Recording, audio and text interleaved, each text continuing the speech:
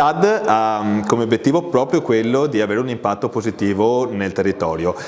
quindi questo si concretizza ad esempio con interventi nelle scuole e con le scuole all'interno della nostra galleria, che è una società di benefit e dona almeno il 20% in beneficenza ad associazioni sempre del territorio. Quest'anno per esempio sposiamo quella di Bebevio, che è Art for Sport, e facciamo degli interventi con i nostri artisti a livello di rigenerazione urbana, quindi interventi con le arti su aree abbandonate del territorio. Credo che tutto il distretto possa comunque essere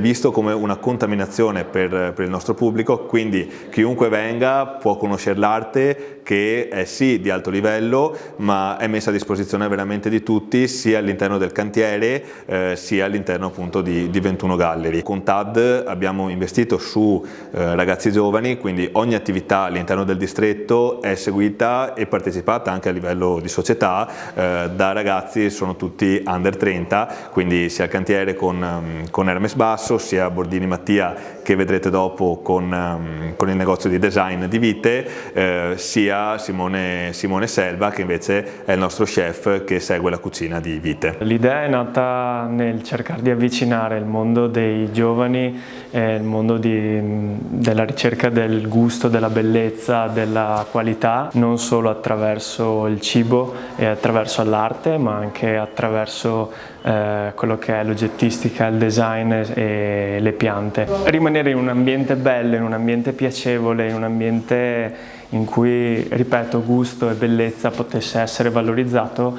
anche nella propria casa, nel proprio giardino o insomma nelle situazioni quotidiane. Il modo migliore appunto era cercando di, attraverso le piante e attraverso il mondo del design, renderlo accessibile e visibile a tutti sotto forma di negozio e ristorante la sera. Spostandomi qua a Treviso, per forza di cose ho dovuto un attimo cambiare un po' la normale usufruzione di ingredienti che vanno appunto a caratterizzare quello che è il territorio, quindi come le lumache, per parlare della trota, senza parlare del menù alla cieca, in cui magari faccio più caso a quello che è il mio di gusto. Ovviamente qua nel menù alla carta abbiamo cercato di utilizzare prodotti che venissero solo ed esclusivamente da quello che ci offriva appunto il territorio e le aziende con cui collaboriamo. Il consiglio è